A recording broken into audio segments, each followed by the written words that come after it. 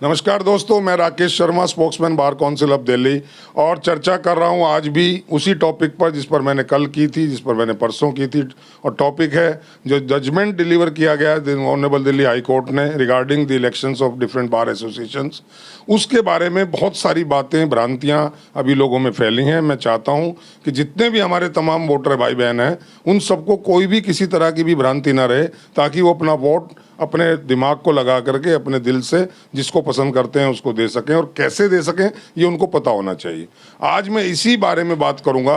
2 बार Delhi bar association के secretary रहे और भी दूसरी पोस्ट पर रहे हमारे दिव्य दर्शन शर्मा जी से, ताकि आपकी कुछ भ्रांतियां अगर कुछ हों किसी की तो वो दूर हो सकें। इस चैनल का मकसद केवल क्वेश्चन आंसर करके कुछ चीज़ों को क्लैरिफाई करने का है।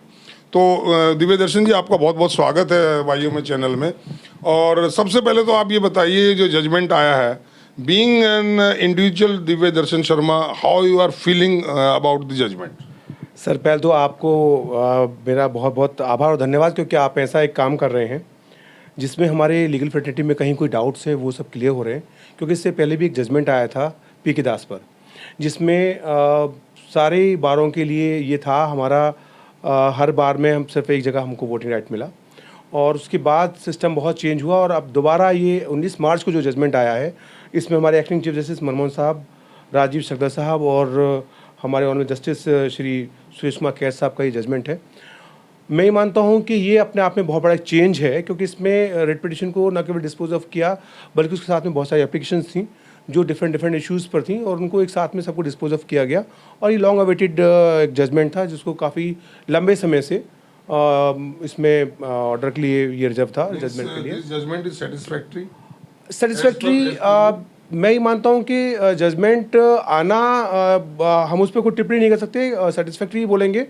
लेकिन हमें इस बात का हमेशा दुख होता है कि जो चीज़ें हम आपस में एमिकेबली सेटल कर सकते हैं, या हमारी बार काउंसिल उसमें कोई रूल बना करके सेटल कर सकती है, उन सब चीज़ों के लिए हमें कोर्ट के दरवाजे को नॉक करना पड़ता है। हमारे भाई उसी कोर्ट में जाते हैं तो कुछ चीज़ें के साथ में कुछ उसमें एक्स्ट्रा चीज़ें और ऐड ऑन कर दी जाती हैं, और जहां हमारी एक स्वायत्ता है वो कहीं ना कहीं बाधित होती है, और हम under the guidance of court हम अपनी एसोसिएशन और बार काउंसिल को चलाने के लिए मजबूर हो जाते हैं। थर्ड पार्टी तो इंटरफेरेंस तब होता है जब आदमी के स्वार्थ बढ़ जाते हैं और उसकी लालच बढ़ जाता है। देखा ये गया है पिछले लगभग 10 साल का मैं अगर रिपोर्ट कार्ड लूँ, कि जो एक बार इलेक्ट होके आ गया, चाहे उसमें आप थे, चाहे उसमें एक्स थे या वाई थे या जेड थे, उनका टेन्योर 2 साल का था सपोज, या 1 साल का था, तो 2 साल तक तो वो इलेक्शन के बारे में अगर कोई बात भी करता था तो उसको काटने को दौड़ते थे। फिर वो 6 महीने इधर उधर की बातों में, फिर अगले 6 महीने फिर कोर्ट जाए, तब आके वो कहते थे अच्छा अब तो कराना ही पड़ेगा, अब तो सिंहासन खाली करना ही पड़ेगा। ठीक है, बट मैं यहाँ यही कहना चाहता हूँ कि ये कहीं ना कहीं हमारी कमजोरियाँ होती हैं, जिनकी वजह से हमारी बार काउंसिल जो रूल बना सकती है, या जो हम आपस में वो जो नहीं हुआ हम उस पर क्या करें, अब तो जो हो गया अब उस पर बात करते हैं। इस जजमेंट पर कुछ पॉइंट्स पर मैंने अपने जो डीबीए के एक्स प्रेसिडेंट और वर्तमान में बीसीडी के वाइस चेयरमैन हैं उनसे भी कल डिस्कस किया था। एक मुद्दा मैं आपसे डिस्कस करना चाहूँगा कि इसमें एक कंडीशन है, बोनाफाइड जो एडवोकेट्स हैं वो ही वोटर बन सकते हैं, और उसमें कंडीशन और सारी कंडीशंस के अलावा एक है एआईबी का जो चैप्टर है। तो जो यंगस्टर्स हैं जो अभी इस फ्रेटर्निटी में घुसे हैं, उनके लिए एआईबी की एक कंडीशन है। उस कंडीशन के बारे में थोड़ा आप बताएं, एलैबोरेट करें उसको। देखिए, इसमें एक अलग से एक पैरा दिया गया है जजमेंट में। अगर आप देखेंगे इसका जो क्लॉज है, इसमें 35 पैरा में एक इन्होंने एक रिपोर्ट को आगे मॉडिफाई करके बोला है, जिसमें 11.17 का एक पैरा है। उसमें कहा गया कौन बोनाफाइड एडवोकेट होंगे जिनको वोटिंग का राइट होगा। तो उसमें पहला कहा गया कि जो वो तो सबने पढ़ लिया। मैं उसके उस पॉइंट पर आ रहा हूं जिसमें केवल एआईबी का जिक्र है। तो एआईबी का एलोबरेट करें, इसको ना पढ़ के उसमें क्लैरिफाई करें कि क्या उसका मकसद है, क्या उसका मतलब क्या है। देखिए, इनका कहना ये है कि जो भी बोनाफाइड वोटर जो कैटेगरी इन्होंने जिसमें ये फॉल कर रहे हैं, उस कैटेगरी के रिगार्डिंग ही बता रहा हूँ। इस कैटेगरी में ये कहा गया है कि जिन लोगों की प्रैक्टिस 25 साल से अबव है, एक तो वो क्लास हो गई, उससे नीचे के लोगों को जो उनसे कम प्रैक्टिस है, यानी कि 25 से कम प्रैक्टिस है, उनको अपने जो उसमें ऑर्डर शीट लगानी है वो 12 ऑर्डर शीट लगानी है, और उसके बाद वो एंटाइटल है वोट कास्ट करने के लिए। और इसमें एक चीज़ और कहा गया है कि एआईबी का जब से हमारा 2010 में एआईबी स्टार्ट हुआ, और 2010 से अगर उन्होंने अपना एआईबी नहीं दिया है, क्योंकि एआईबी में आपको भी पता है कि हमारे पास 2 साल का एक पीरियड होता है, उस विद इन द 2 ईयर जो हमारा स्पैन है उसमें हम एआईबी क्लियर करके और हम लोग उसको अपना सूचित करते हैं कि हमने एआईबी क्लियर कर दिया है। लेकिन यहाँ इसमें स्पेसिफिक कहा गया है कि एज़ पर द कॉन्स्टिट्यूशन जो हमारे बार के हैं उसमें तो ये है कि आपका आज वोटिंग राइट, आज आपने मेंबरशिप ली है तो आगे आने वाले 1 साल के बाद आपको वोटिंग का राइट होगा। लेकिन यहाँ एक चीज़ और स्पेसिफिक करी गई है कि आप जब तक एआईबी क्लियर नहीं करते हैं तब तक आप जो इनकी जो कैटेगरी है बोनाफाइड एडवोकेट्स वाली, उसमें आप फॉलो नहीं करते हैं। ओके, अब इसमें एक सवाल ये उठता है कि एक एडवोकेट वो जनवरी या फरवरी 2023 में आपकी बार का मेंबर बना, मैं डीबीए की बात कर लूँ, तो वो फरवरी 2024 में या जो अब ये इलेक्शन होगा उसके हिसाब से तो वो एंटाइटल हो गया। लेकिन अगर उसने एआईबी क्लियर नहीं किया है, सपोज अभी दिसंबर में पेपर हुए थे तो उनका भी रिजल्ट नहीं आया, वो रिजल्ट कहा जा रहा है कि अप्रैल में आएगा, और अगले जो एग्ज़ाम होंगे वो टेंटेटिवली मई जून में कहीं जाकर होंगे। मई जून के जो एग्ज़ाम होंगे वो जुलाई 31 तक किसी तरह भी उनका रिजल्ट नहीं आ सकता।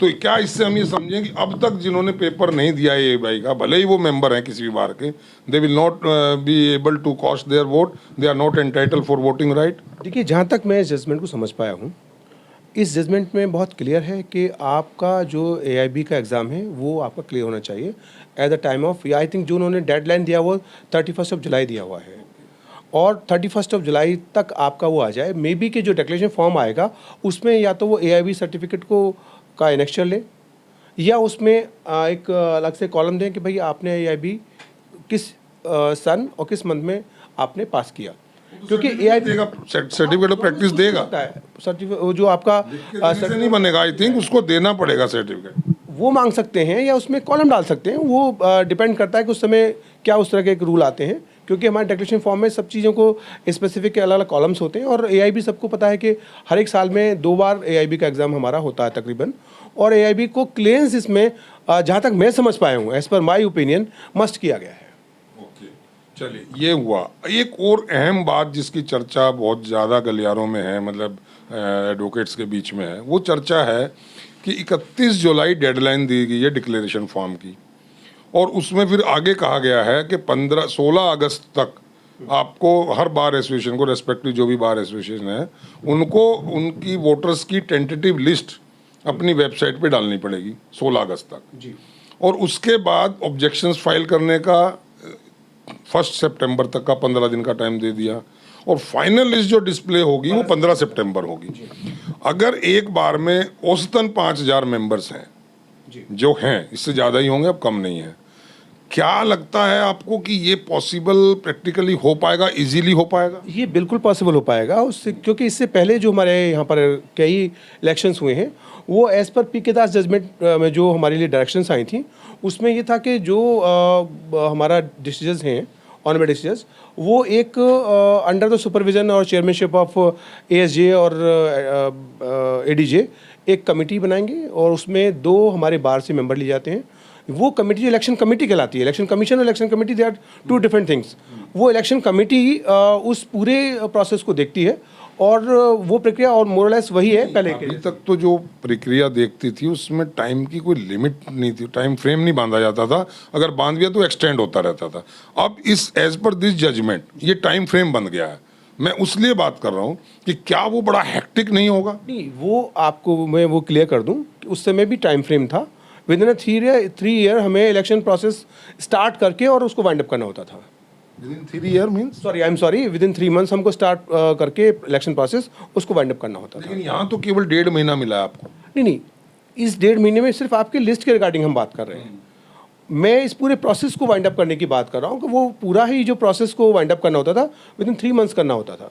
यानी कि जो भी इलेक्शन की डेट है उससे 3 महीने पहले प्रोसेस स्टार्ट होता था, जिसमें हम डिक्लेरेशन सीख करके और उनको स्क्रूटनी करके उसकी प्रॉपर वोटर लिस्ट बना करके। पिछला रिकॉर्ड देखा जाए वहाँ का रिपोर्ट कार्ड तो हमेशा एक्सटेंशन हुआ है उसमें। हाँ, यहाँ ये जरूर है कि ये स्ट्रिक्टली, क्योंकि इसमें हमारे को ये स्पेसिफिक डायरेक्शंस हैं उसमें कि हमको हर एक दशहरा के बाद जो फ्राइडे आएगा तब तक ये इलेक्शन प्रोसेस हमें मतलब कंप्लीट करके और इलेक्शन करा देना है।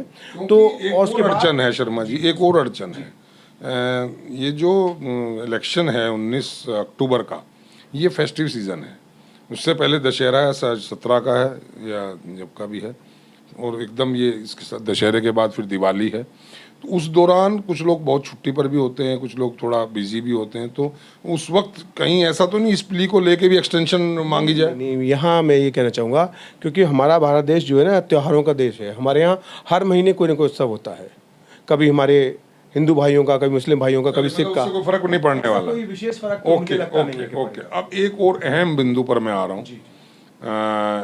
यू आर आल्सो ए संभावित उम्मीदवार ऑफ डीबी इलेक्शन, और अब एक उस इलेक्शन को में एक बहुत अहम मुद्दा ये आया है कि एक वन मैन वन पोस्ट।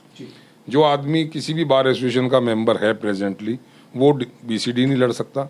जो बीसीडी का मेंबर है वो बार एसोसिएशन का इलेक्शन नहीं लड़ सकता। इस बात को लेकर के आपको क्या कहना है? देखिए, जहाँ तक मेरा ये मानना है कि हमारे पास एक लिमिटेड वर्किंग आवर्स होते हैं। 24 घंटे में हम अपना जो मैक्सिमम जो यूटिलिटी पीरियड होता है वो हार्डली 8 से 10 घंटे का होता है। सबसे पहला प्राइम वर्क हमारा एज एन एडवोकेट हमारा प्रैक्टिस है, और साथ में अगर हम इस जिम्मेदारी को लेते हैं एज ए रिप्रेजेंटेटिव, तो ये भी एक समय मांगती है। तो मुझे लगता है कि शायद हम अगर सारी पोस्टों पर लड़ेंगे तो उन पोस्टों के साथ भी न्याय नहीं कर पाएंगे, और ना ही अपने प्रोफेशन के साथ न्याय कर पाएंगे। आई थिंक मेरा ये मानना है कि ये बहुत ही सही डिसीजन है जो पी के दास ने दिया, और पी के दास की जजमेंट के हिसाब से, क्योंकि उसमें एक सबमिशन था कि उसमें कॉन्स्टिट्यूशन का हवाला दिया हुआ था, आर्टिकल 101 और 109 का। उसमें भी कहा था कि वन मैन वन पोस्ट होना चाहिए, अदरवाइज वो ऑफिस के एक तरह से अब्यूज ऑफ प्रोसेस है। लगता है मतलब वर्किंग में फर्क पड़ता है?